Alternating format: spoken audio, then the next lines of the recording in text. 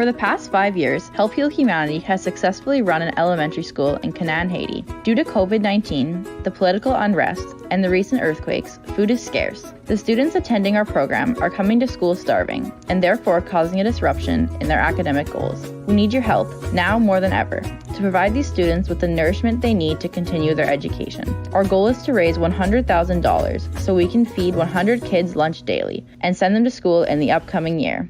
Thank you for your support.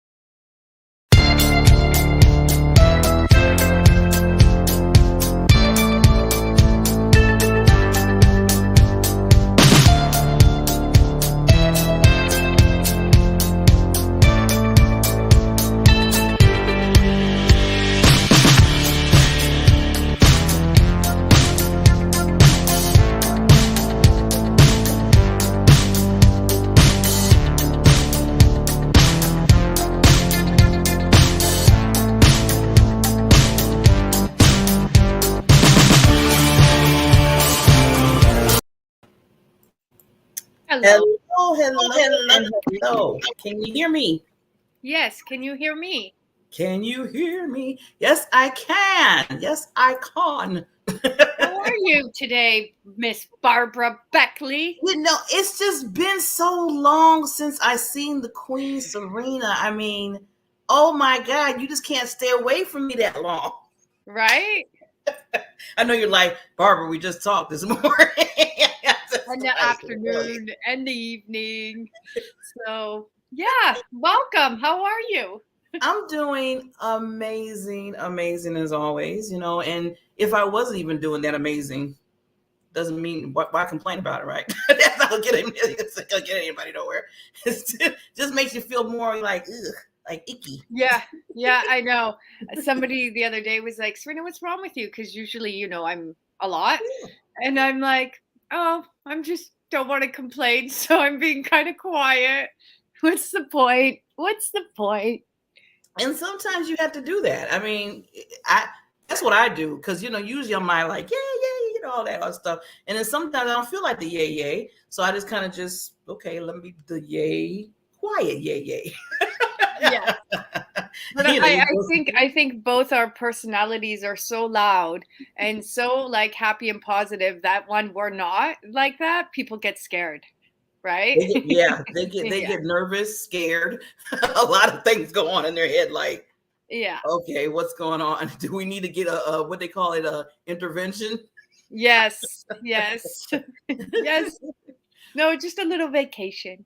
Yeah, just a little vacation. And you know what, lady, you and you know this show is ours, so we can talk about stuff just personal too sometime. You deserve a vacation, lady. You deserve it. Okay, please. Yeah. Even if it's a stay what they call a stay vacation, where you're just not talking to anybody.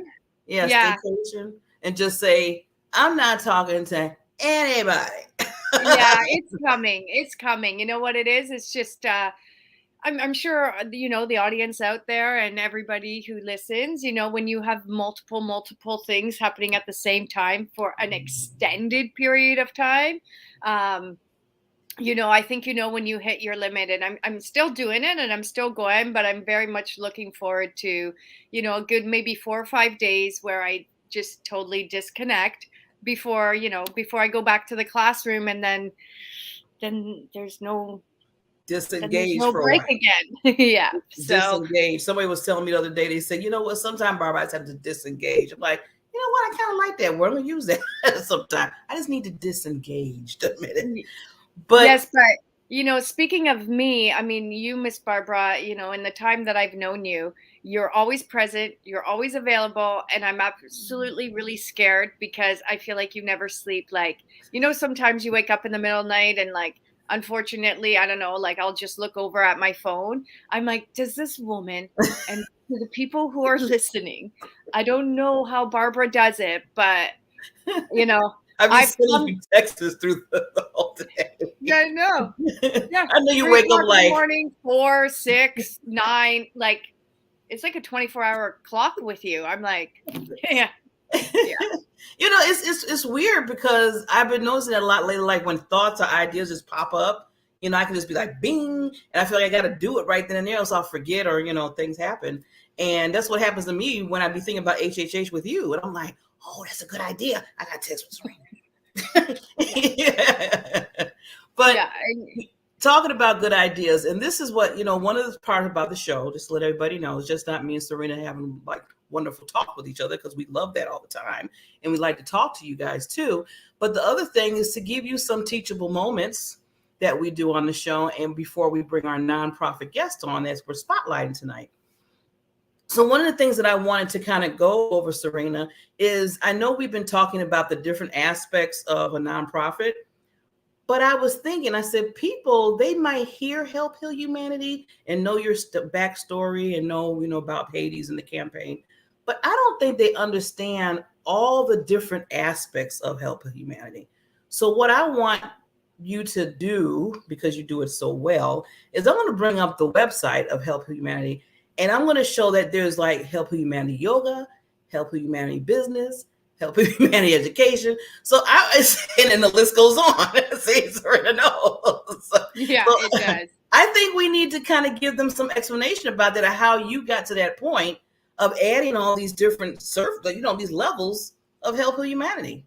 Yeah, I mean, that would be wonderful. Okay, good. She's with me. Okay, here we go. So I'm just going to just pull it up here. Come on, technology. There we go. So there's a wonderful, wonderful Help Humanity site. Do you know what? It is a really beautiful website, and I'd love to thank Ryan Gamble for putting in all the work and making our website what it is. I will sadly say to our audience, we haven't had an update in about since the pandemic. We haven't had an update, and the amount of work that we've done throughout the pandemic has been enormous. So we are looking for grants so that we can, give a proper update on our website and fill in all the information. And so, hopefully that'll come soon. But I think it does a good job at just, encompassing who we are and what we do. Yes. And, as we were speaking earlier, in forming a charity, you have to really know your why. You have to really know your purpose. You really have to know what you're doing. And, again, through trial and error, what we've come to realize is that, as much as we want to help everybody and do everything, we're really, really, really focused on the education. So we are primarily an education-based charity that focuses on providing workshops, scholarships, buildings, resources, anything, that you would do in a school building in an educational sense and with students. But the way we go about our fundraising is slightly different. And that's where all these different components of our charity come in. And so we essentially have, like 9 pillars. So if you go under our website, if you go right to the beginning, Barbara, under Get Involved. So if you see under Get Involved, we'll start with the first one. We can go through them very quickly. There's Travel for Humanity. We'll focus on. Wait a minute, before you go, look at that wonderful picture. Look at that. Yes. That's beautiful. Keep going. Yeah. So I just have to, just. Yeah, no, we'll go through each one. So the first one is Travel for Humanity. And what Travel for Humanity is there's 2 parts of it. So again, we're always raising funds for our educational programs and the meal programs in our educational programs.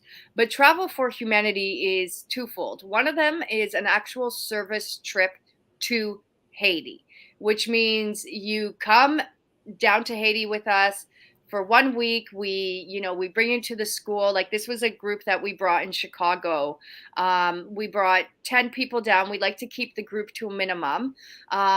And so there was the group that came down, and you'll see they brought hundreds and hundreds of suitcases.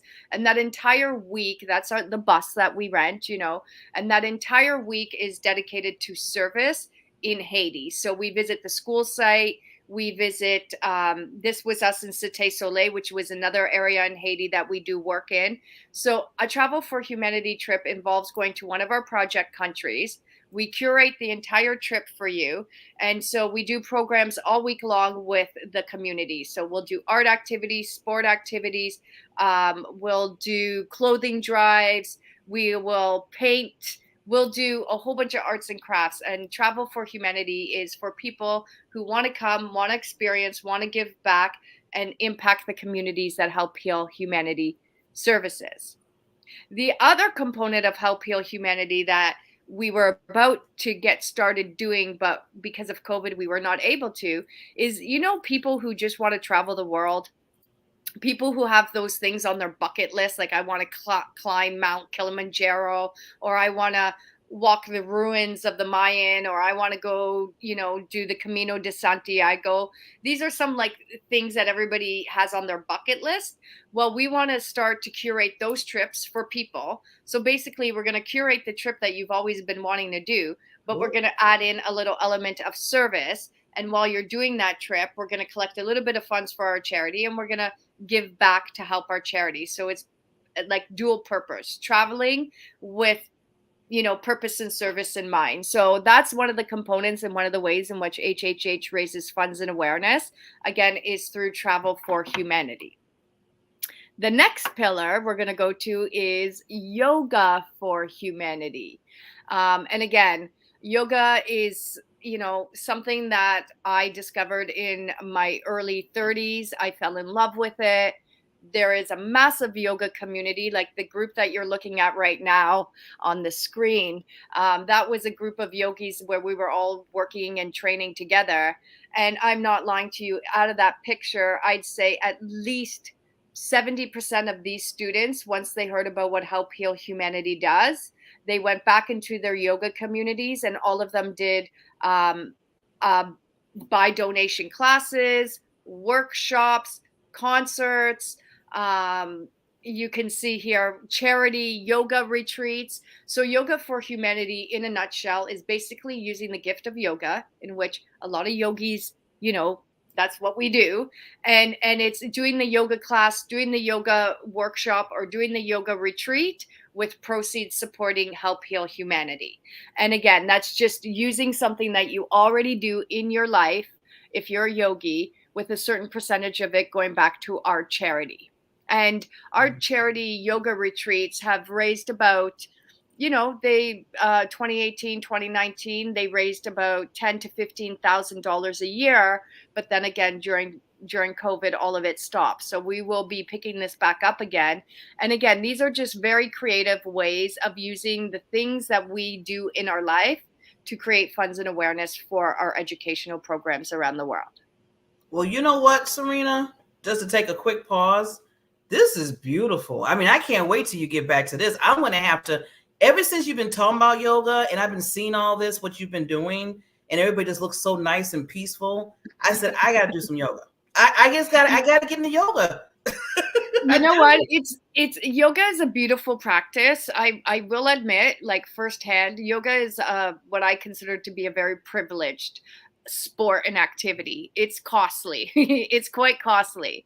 So, but the pure intention of yoga is to be of service. That's actually what yoga is. It's to be at one with yourself and to be with service to the world. And so there's no better way than to pair the two of them and say, let's do yoga with the intended purpose of helping humanity. And so that's all we do is, yoga studios, yoga retreat centers, yoga teachers, come find us, partner with us, and let's do something together. So hopefully we'll remain our yoga retreats in this coming year, but if not this year, then for sure next year. And again, those are just, look at that. Look at how peaceful that looks. I'm just like, wow. Yeah. So I think that was us in Bali. We've been in Spain. We've been in Nicaragua. We've been in Costa Rica. We've been in Hamilton. So we have some pretty cool yogis on our side and on our team. Yeah. Yeah. Okay. Well, we got time for one more, and then we can get through some other ones next week. Let's see. You want to do Dying for Humanity? Sure. Okay. Oh, look at this one. I love this one. I'm going to give a big props out to to Ryan Marks and everyone at Legend. Oh my goodness. Sorry. Legend. Why can't I do it? Come on, Serena. What is wrong with you? That's okay. What is there? Why can't I all of a sudden? They have all their restaurants and I can't even think of what their name is. That is so bad on me. Legendary Hospitality. Oh, wow. This looks And amazing. they are incredible. And then actually this particular event was in Spain. And Dine for Humanity is basically working with restaurants. So we're working with restaurants all over the world. If they are interested, you have a restaurant, you know how to serve food, right? So we connect with you and we do a dinner party or a brunch or a lunch for humanity. So people buy tickets, they come to the event, they get their food, they get drink, we have a little raffle, and then if not all of it, then the majority of the proceeds go back to our charity. So Dining for Humanity is really, it's a celebration. It's a breakfast, a lunch, or dinner in a restaurant. Or this was a restaurant in Spain, an outdoor restaurant in Spain. And what we do is we curate an event at a restaurant with the proceeds supporting our charity.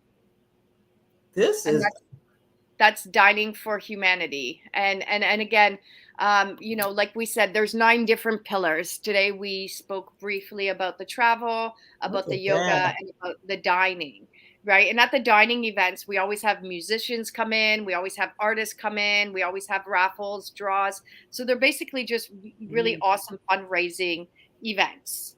That food look And good. I will say, That food look good. and this is what you more than anyone, Barbara, that we are just going to start to get into grants and to looking at grants, looking at government funding, looking at foundation funding for our charity. But up until now, and this has been 5 years that HHH has been running and operating, we've never actually received a grant because we've never applied for a grant. And all of our funding, like that was my big dining party in here in my hometown. That was Wow. one of the nights. That was just before the pandemic hit, and we actually raised $75,000 that night. It was Wow.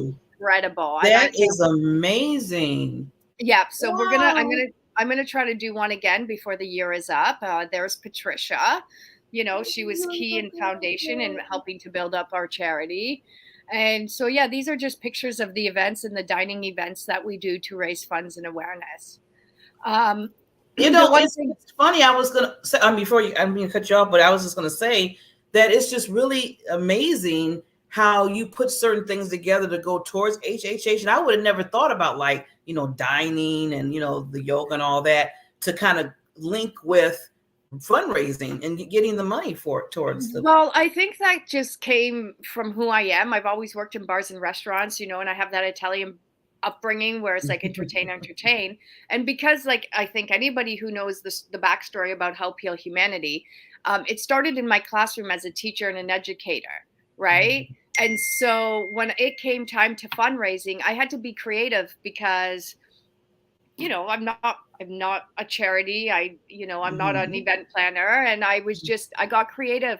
And I said, Serena, you love doing yoga, the bar and restaurant industry, you like sports, you like education. Take all the aspects of your life that you're currently doing and try and make them into fundraising events. And so we have been successful by being non-traditional in our fundraising approaches.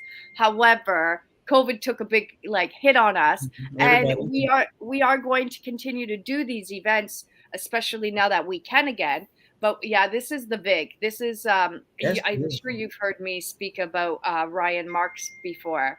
But this is his one restaurant, the VIG. He has another one called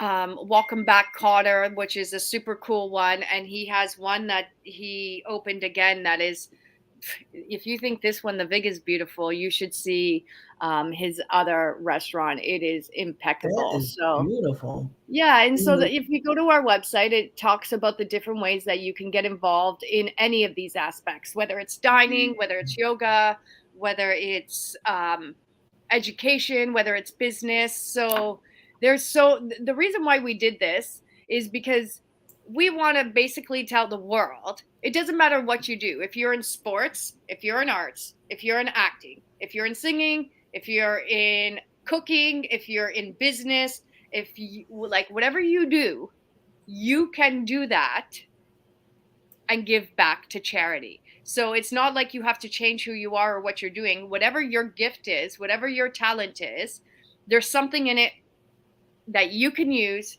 for just one day or one time in your life to give back to charity, and hopefully you choose our charity.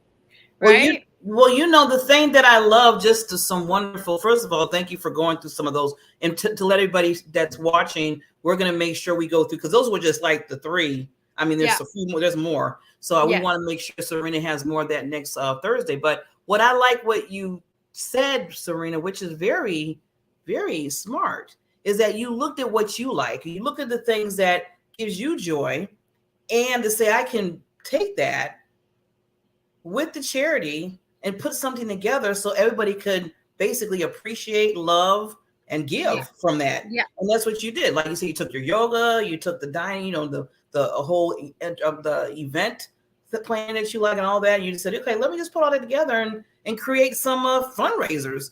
And look at the one that you did, 75, you said 75,000. I'm like, yeah, that was amazing. That was our actual launch party here in Canada, right? Because we got our charity status at the end of 2018. So we did our launch party in 2019 in my hometown, where, the board of directors, the Canadian board of directors, the majority of them were also from my hometown.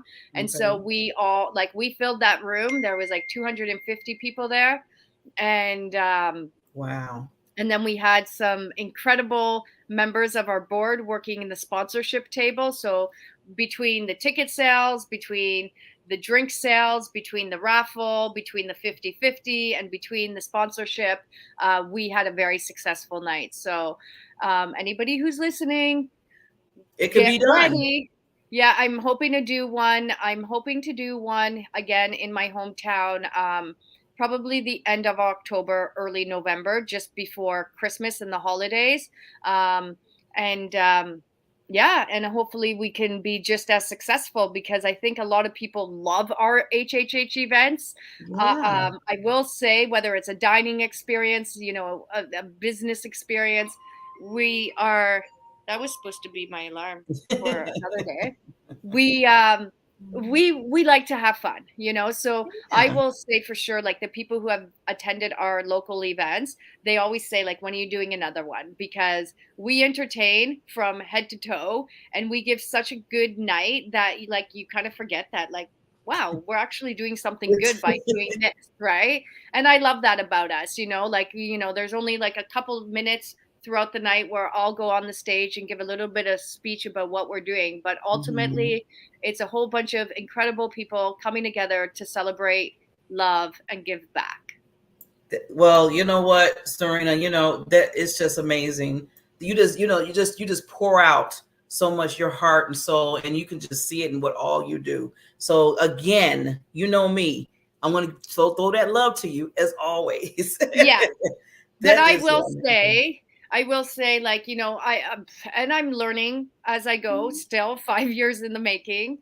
I know for sure what I am good at, but I absolutely know that by myself, I can't do anything. So without the board of directors, without the volunteers, without people like you, and showing up, believing in what we're doing, helping, donating, spreading the word, there would be no such thing as HHH, right? And so I thank all the people who believe in what we're doing, join the board, give the volunteer hours, give the money, give the funds, give the prizes, because we are a community, we are a family, and we can't do this alone. So thank you to everybody, and to all the people that we haven't met yet. I can't wait to meet you. We can't wait to meet you. And that's just the key, is let's start some more collaborations. Let's get some new people involved. I love the people that we have, but anybody knows, it's, you get donor fatigue. How many times can we go to our same donors and our same supporters? Donor fatigue. Donor fatigue. That does happen, right? That does happen. Yeah. Well, Serena, I just first of all, thank you for showing the love right back, and that's what it's all about. When you have an open heart, and what you have behind it is just pure love, for what you're trying to do. Everything else comes together. Everything comes together. The people come together, the volunteers, and you can't help but just say, hey, I want to be there with you. I want to be with you. I want to help you with this. So towards the end tonight, after we talk about our spotlight nonprofit that we're doing tonight, BCC Revelation, we're going to talk a little bit about the campaign. And just to let everybody know, we're going to talk about that on a weekly basis, because that's something really huge that we are really asking individuals. And we're going to kind of tell you how to do, some people's like, okay, they want money and stuff, but we're going to explain to you how we can make it easier for you. And you have to be thinking about, okay, how am I going to do this? Because we don't want to get you stressed out. We just want you to, show your heart. So with that said, we are about to go into our spotlight nonprofit. This is another wonderful thing I love about the show with me and Serena co-hosting the show, is because we get to meet other like-minded, loving hearts that is out there being world changers to the world. And I love their stories, their backstories, which we're going to hear a wonderful one from, I call Lady Queens, this wonderful queen, because it always starts with that story and then that hunger. And then you go out and create these nonprofits that are just amazing. So without ado, let me just read who we're going to be bringing. So the founder, Kelly Melissa Hansen, lost her middle sister, Carrie, to a complete suicide on February 20th, 2017. BCC stands for Because Carrie Cared. BCC also reflects on the theory behind blind carbon copy emails. A person's name is on the BCC line, and they do not know who else's name is there. It is hidden, and that is how we think about a mental health challenge. It is there, but you may not know it is there.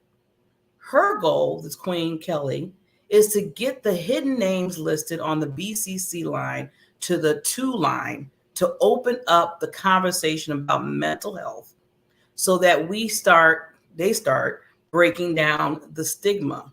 You cannot always see a mental health challenge or know how to address it until it's too late, and we lose a life to a complete suicide. And I'm telling you, just reading that and was looking at what she does, this is going to be good. I really want to hear her story. She's doing so much for the world. So, but before we do that, we got to thank our sponsors by bringing on our sponsors, and we'll be right back with Mrs. Kelly. Again. Uh-oh. Raise your hand if you've ever been busy. Raise your hand if you've ever got tired and feel like you just need a couple days off. Most people would have both hands up right now. That's our world, fast-paced and income-driven. That's why we get caught up in our own lives so often, and that's why it's understandable when most people don't focus on worries that aren't their own. So what makes someone become a humanitarian? Someone whose whole life focuses on the welfare of other humans. When you go back and you see kids that were living on the streets, kids had no structure, they had no routine, people who had nothing, they didn't have meals. When you see that all of a sudden they're waking up, they have structure, they have something to do, they have a meal in their belly, their life changes completely. They, like I said, their self-esteem changes, their self-worth, their ability to know who they are in the world and what they have the potential of becoming, to give that hope, to give that dream, and then to watch people actually use that to do good for themselves and others it's amazing. It becomes an addiction. And with Serena's help, we'll find the meaning of life to a humanitarian. There she is. Hello. Hello, Kelly. Nice to meet you. Nice to meet you also. I was taking notes as you were talking, so. Note taker. Well, first, before you even, because you're a wonderful spotlight guest of our nonprofit, and we want to thank you. I know Serena, but both of us want to thank you for coming on the show. This is really, we love this because, again, we like to spotlight other nonprofits that are doing, just like I said, raising the bar and doing the world changing. So with yours, Kelly, I commend you. I mean, I know you do a lot of the love from you and from your sister, and it's just amazing what you're doing. So we would love to hear, the backstory and what you're doing now in the nonprofit. Thank you so much for having me on. I really appreciate what you're also doing. And I love that we can kind of like get on these and listen to what you're talking about before and take down notes. Yeah, so I you kind of told my story a little bit, but I lost my middle sister to completed suicide in 2017. And really, it was one of those things that I had been working with another nonprofit for a really long time that we focused more on the adolescent aspect. But my sister was an adult. And so I wanted to kind of shift and go more into the old adult space. But over time, it has evolved a lot. So that's really where the evolution comes from. And for whatever reason, the BCC made me think of that blind carbon copy theory. And that's really our goal and our mission, is to educate people about what mental health means, how we can help somebody, whether they're suicidal or they're struggling with a mental health challenge. And the main reason is because I didn't understand what my sister was going through. And so I mean, even though she had attempted 6 other times, and for me, I was just like, I don't understand. I didn't actually care to understand at that point in my life. And so now that I'm doing the work that I'm doing, it's really all about education, because whomever will listen to what I have to say, I think it's really important that we start having those hard conversations. And nobody wants to talk to anybody about how they're feeling or what they're doing or, what's going on in their life. But really, truly, we have to think of mental health just like you would if you had a broken arm. It's got to Yes. be something we talk about. And so that's my whole mission, is getting people educated, getting people having those hard conversations. And I've learned so much over the past 5 years that I really just want to share this journey with everybody that will possibly take one of my classes or, have that fun, hard conversation with me on a podcast like this. Yeah. Yeah. Well, I was just going to say, like, my condolences to you, Kelly, and thank you for being a light and using your sadness to bring about awareness. I'm a special education teacher by trade, and all my programs are severely focused on mental health. And it's exactly like you said. I think a lot of people, mental health is everywhere. If you are alive and you're breathing, mental health is the key component of who you are. There can be good mental health and bad, and I think people even forget about the good mental health.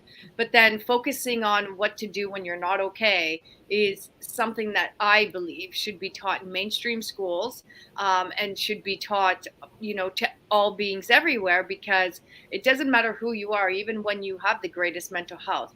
Life happens, right? And tragedy happens and crises happens. And like you said, it could be a drug.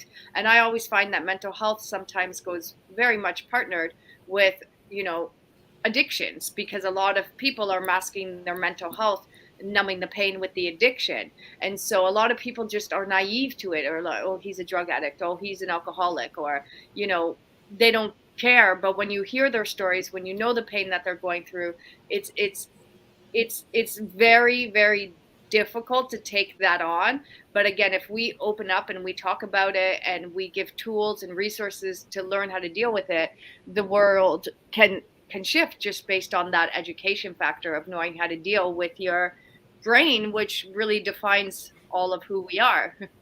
Yeah, I think I mean, you put it perfect also, is we all have mental health, right? Like it's not this dirty word, and it's not this thing that happens. Like we all have mental health, but we don't all struggle with a mental health illness or disorder, right? But we can at any point in time in our life. And so that's what we need to understand, is that we all have it, and we all could potentially have a mental health challenge at one point.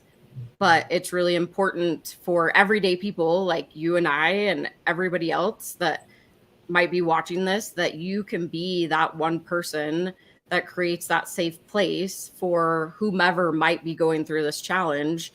And you could ultimately save their life by showing them that they're not alone, and you're asking those hard questions and you're not judging them.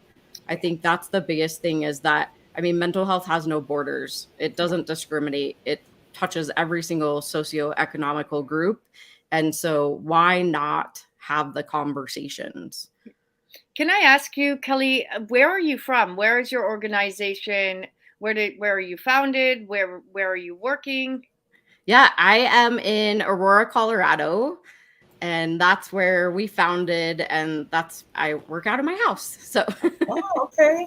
Wow.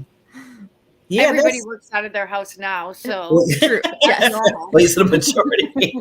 Well, you know, I wanted to say because looking at your website, and we were talking about awareness, especially for mental health, and especially now, it seems like everybody's kind of like waking up now. I think people are waking up more about how important mental health is. They don't treat it because they used to treat it like, well, you know, there's somebody going through something, you know, they'll be okay. But now it's not that, because we're seeing so many people like you know, like your sister and other people we've been seeing throughout the years now, especially with the COVID that hit, that just increased it. And it seemed like a lot of people are like, oh my God, this is real. I mean, really real, that we need to look at this to the point where it's just like if you get a broken arm, mental health is even more, because now we're talking about your mind and you know how you function. And so, Kelly, I love how you have certain resources on your website, like a mental health kit, because again, being aware and then knowing what to do. I mean, I know everybody is kind of sick about talking about the pandemic, but I think it's still really important because we're not fully out of it yet. And people are really starting to be much more aware, like you said, of what's actually happening. And as humans, we are not conditioned to isolate. We are social beings, and we really truly need that connection, whether it's physical or mental. We need that connection. And so having us isolated, even the ones that have the introverted energy, they still need that connection. Yeah. And so now we're all kind of waking up to this, like, oh man, like people are actually important in my life. Like I need to find this connection. And so it's more important nowadays to talk about it. But other than just talking about it, we need to take action also. Like we need to get educated. Like, how do I actually talk to somebody? What, like you said, I talk about my sister, I say completed suicide. There's a reason why I don't say committed, and it's because it really is related to a crime. And in the mental health world, we're trying to change the verbiage that we use. So we're saying completed or died by suicide. And it's really breaking down those stigma and changing our verbiage around mental health in general, so that it's not such a hard thing to talk about. Yeah. So how does your organization work? Do people that, like, are you known as a center? Like if somebody's suffering from mental health, go and contact these people, they can help you. Like, how does it work? Where do you get your clients from? Do you go give educational workshops? Maybe tell us a little bit more about, you know, exactly what you do and who's involved and all of that. Yeah. So our main thing is education. So we offer multiple levels of education. We start with our Shift Your Mindset Boot Camp, which is really for people that might be struggling or suffering with a mental health challenge. That just gives them more tools, more resources, so that they can really start shifting their mindset from the negative to the positive. And then our next level of education is in partnership with Mental Health First Aid USA. So we have multiple educators, and we're trying to train more, but right now we do one class per month, and we kind of flip-flop the curriculums that we offer. So there's a youth version, which is adults assisting youth. And then there's an adult version, which is adults assisting adults. And then we're just now jumping into the teen version, which is actually designed for 10th, 11th, and 12th graders. And then our next level, which just rolled out, which I am very proud of because I built it, but it's our own proprietary curriculum.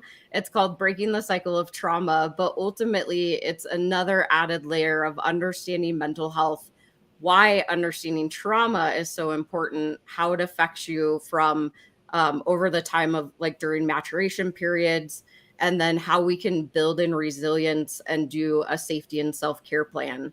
And then the last level is you can actually become an instructor for our curriculum. Wow. So we partner with a lot of different, we do. I mean, a lot of everything that we do is education based, up to even our events that we do. We do a film festival every single year. We're going into our fifth film festival next year, and it is a global film festival. So we have films from across the world that are all centered around mental health and suicide, and we bring in the filmmakers and do a Q&A with them to understand why they created the film, and then give more information to the audience. And then, like you were kind of talking about too, we also have a gala every single year just to showcase all of our sponsors and our donors.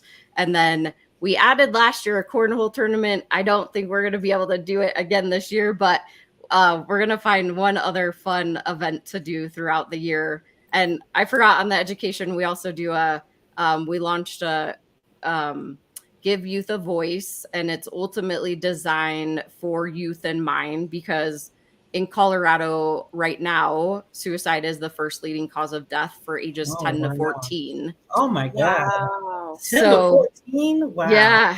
Young. And it just is getting younger and younger. So like, now is the time to start having these conversations. Your kids are going to understand and find out whether you think they are or aren't. So let's have those conversations, and we're building a whole curriculum and program around that we can offer to schools, offer to gyms, offer to youth groups, really anywhere that youth are involved, so that they have the tools specifically and not just the adults.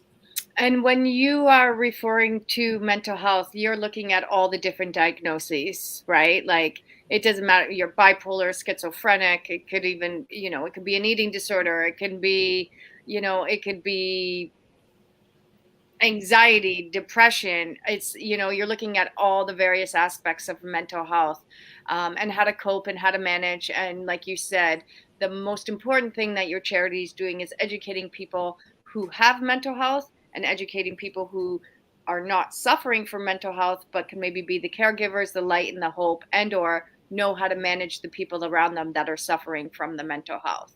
Yes. Which again, I fully support 100% your organization, what you're doing. And I feel like these are the lessons that need to be taught in the elementary schools and the high schools, and start young, because our world is changing at such an alarming rate. Actually, like when you look at it, even me in the classroom as a teacher, like I see how much the kids, the students, the environment is constantly changing.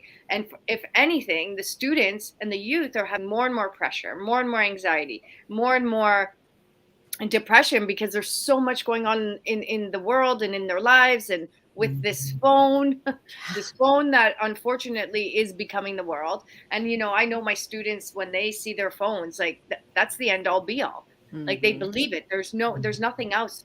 And sometimes I'd say to them, like, life is not just about the social media, but to them it is, and that is real, and that can target them to, like you said, to the point of a suicide. And it's sad. And like 10 to 14, to know that is the highest suicide rate between those age causes of death.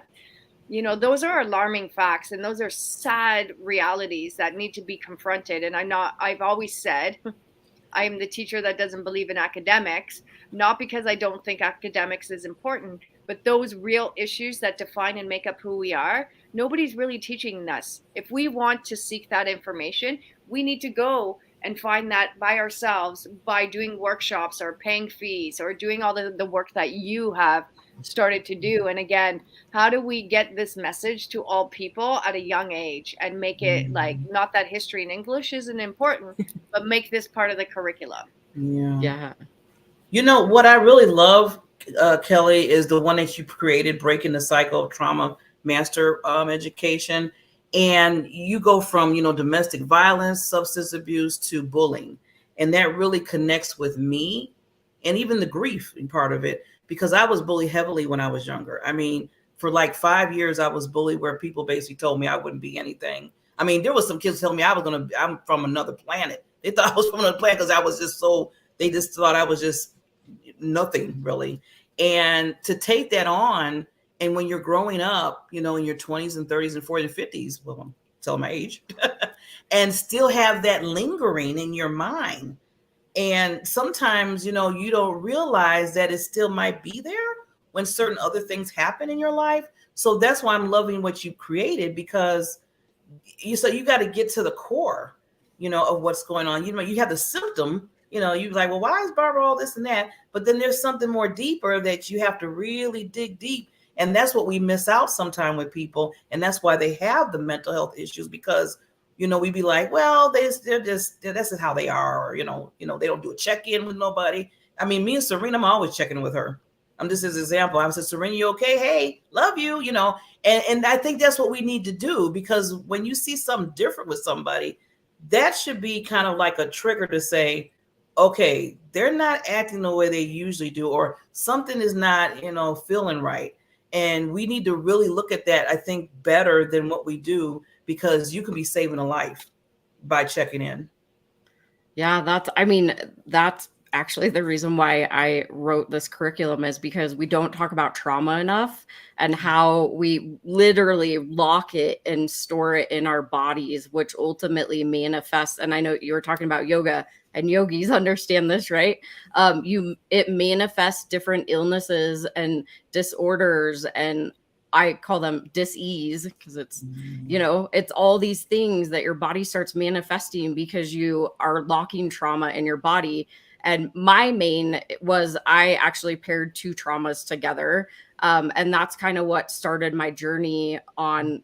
I also do coaching. I do neuro-linguistic programming coaching.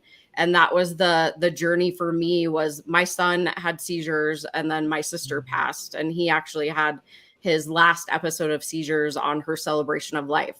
So for me, I actually locked two traumas together, not knowing that. And I was living in fear. I was living in fear of losing anybody else in my life. And I was going 0 to red in 2.5 seconds. And it wasn't something that I was conscious of. And I was just surviving. And so once I was able to free that space, and really, I went back and not relived, but I transformed those traumas more into curiosity through some of the NLP techniques.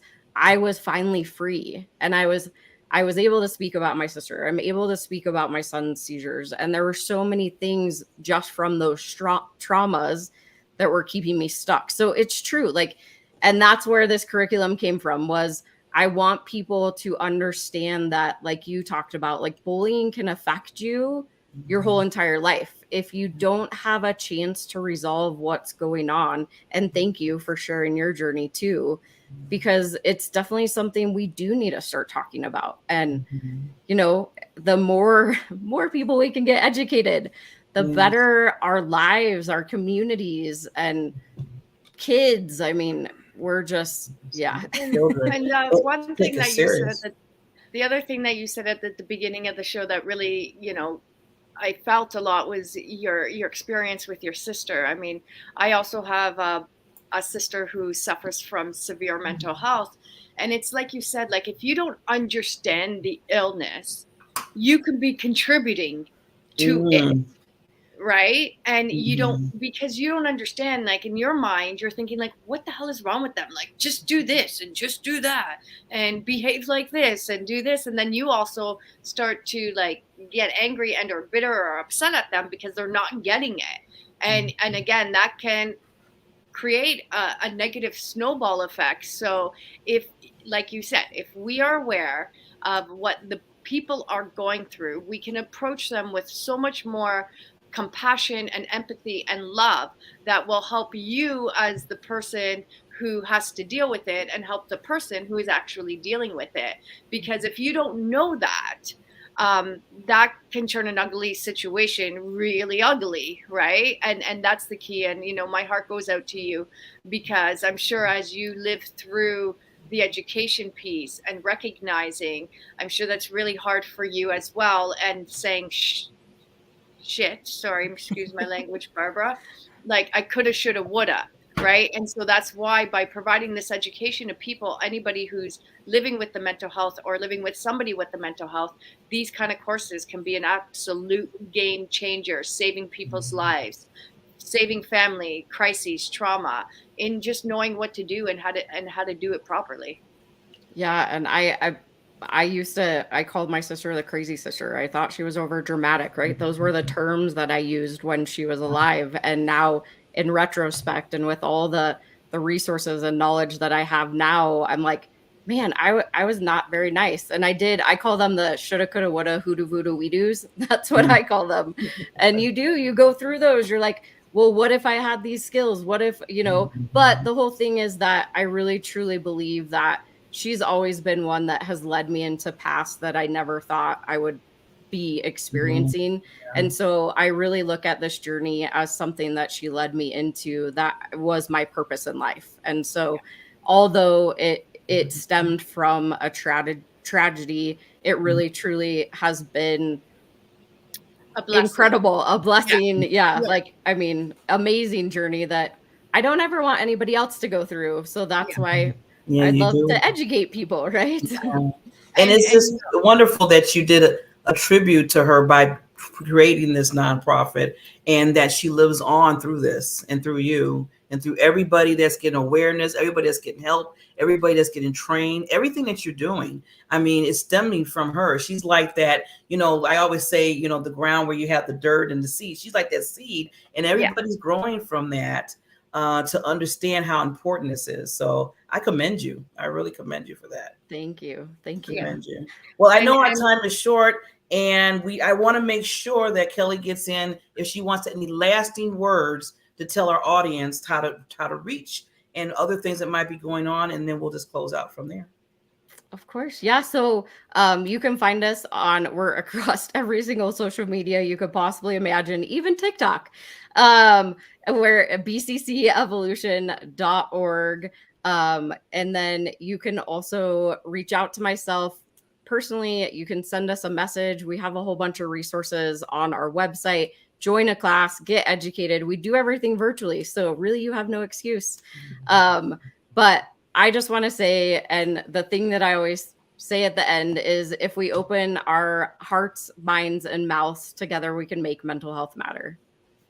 Oh, I love it. I love that too. That's hard.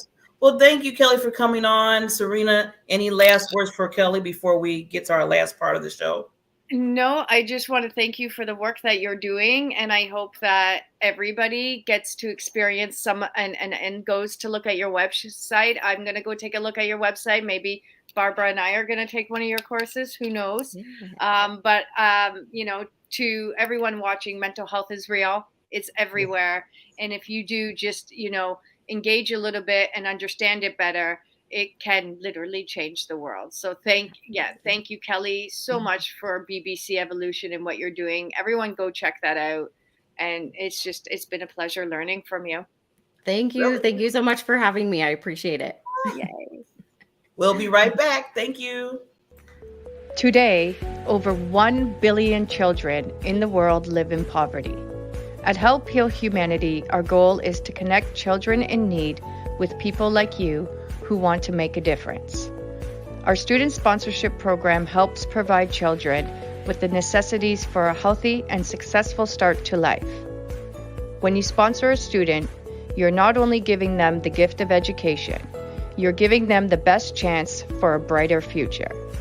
100% of your donation supports the tuition fees, uniforms, textbook, and school supplies needed to thrive in a safe and healthy learning environment. Sponsor a student now and be the catalyst for their brighter future.